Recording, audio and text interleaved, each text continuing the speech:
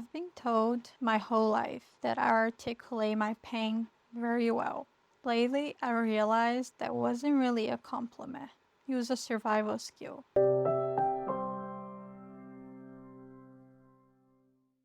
Welcome to Mental Nesting, the podcast. I'm Barb, a licensed therapist and nervous system coach, and this is where we talk about the gap between knowing and actually being able to respond differently in life.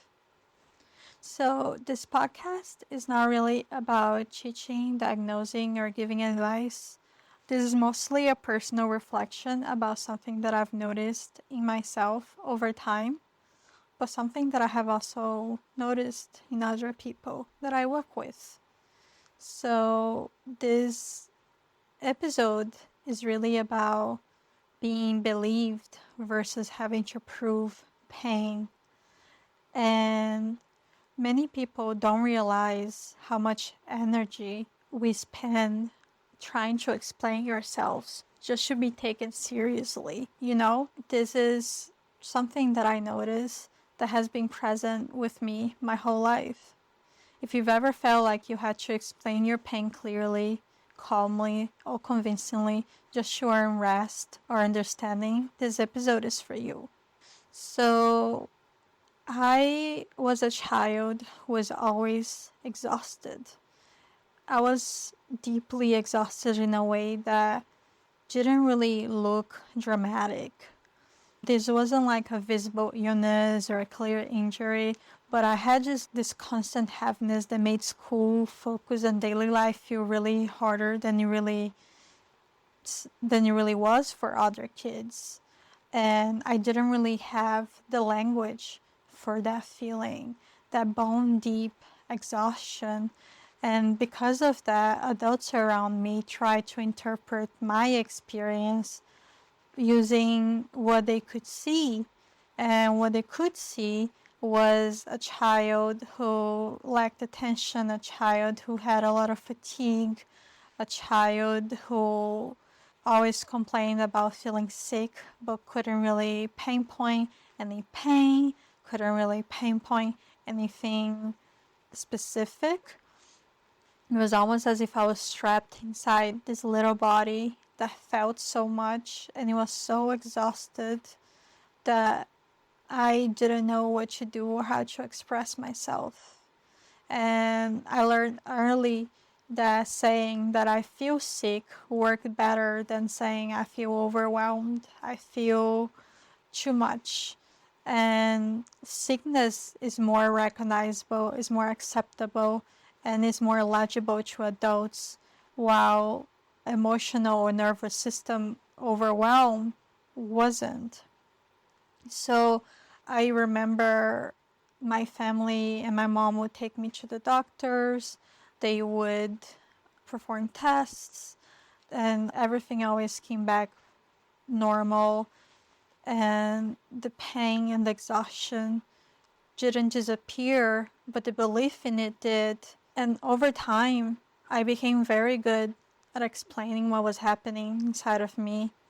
And that skill didn't come from comfort, but it came from repetition and necessity, because I constantly had to explain myself for people to have some even kind of understanding of what's going on in my body. I remember therapists, professors, and other people would tell me that I would quote unquote articulate pain very well. And that feedback kind of just reinforced the idea that pain needed to be communicated correctly for it to even be taken seriously. The realization was that this skill wasn't just emotional intelligence, it was learning how to translate pain into language that other people could tolerate. I wasn't trying to be articulate, I was trying to be believed. A little bit of a background: I have bipolar disorder, I also have PTSD and BPD, and those are all invisible conditions without a lot of visible symptoms. And from the outside, things looked fine, which made belief conditional, because when I would express myself of not feeling well, I physically look well, and it's almost like, oh, that cannot be believed because you look well. And belief often arrived only during moments of crisis, when my functioning dropped enough to become visible.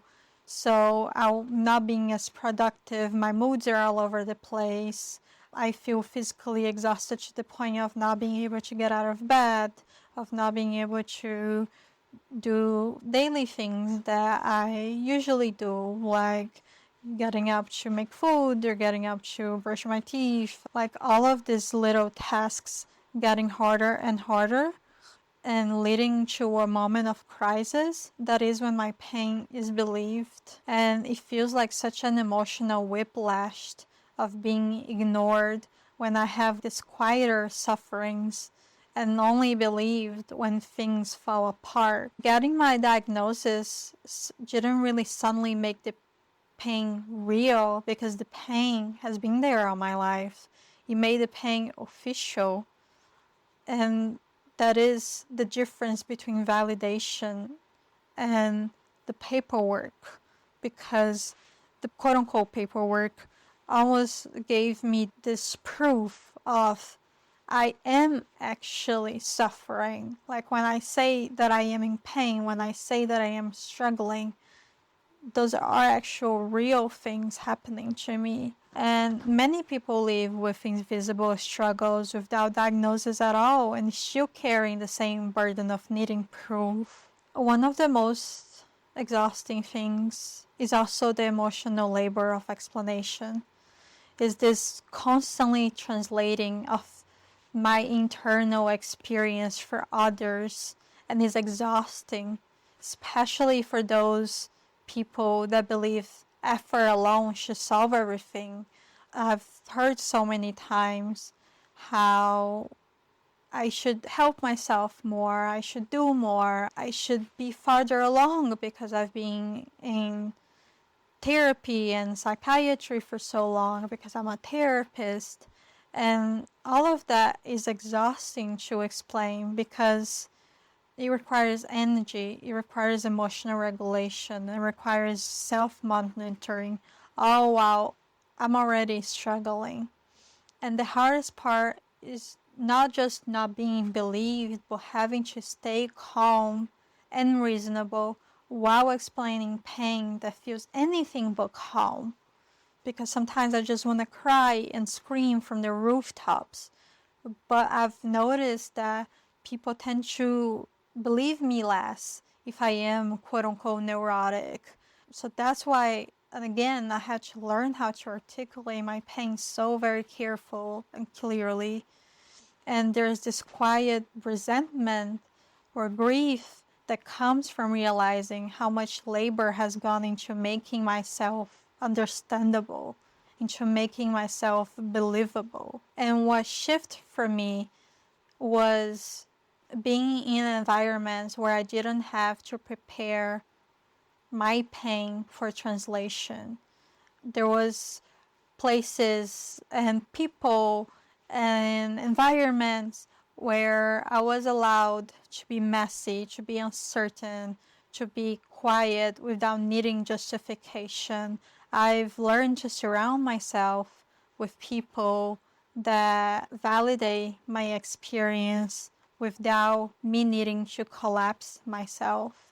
It is different, and it is more in line with my nervous system to not have to rehearse, to edit, or measure my words just to convince someone of my pain. And it is such a huge nervous system relief that comes almost having this weight off my back of not having to be in a crisis to be believed. And just being believed, having my pain recognized, having my pain quote unquote proved, didn't fix everything, but it changed my baseline. Because it required me to no longer have this huge effort to make people understand my pain and to perform pain in order for people to understand the depth of my disability and my feelings. I also want to offer this reframe because I think it's important. Being good at explaining pain is not a personality trait, it's an adaptation. It came from years and years of not being heard, of not being listened, of not being believed. And this skill was developed because he had to, not because something is wrong with you. You don't have to answer this, but you might notice what parts of your pain you learn to make presentable. I want to close by naming this grief of how long belief was conditional. And maybe you share the same grief. Maybe you feel like your whole life you had to perform, you had to measure your words, you had to almost be your own physician, your own doctor, to advocate for your own needs for other people, even people closer to you, even your own family, even your own partner.